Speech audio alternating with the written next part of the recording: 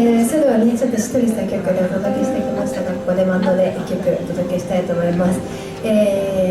次の曲はですね、また同じくレイの、まつわるお歌なんですけれども、今回はですね、ハワイに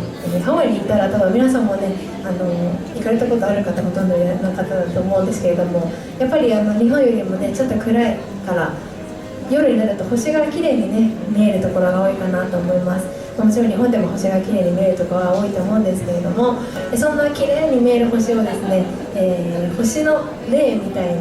例えて歌っている曲です。クーレイホットです。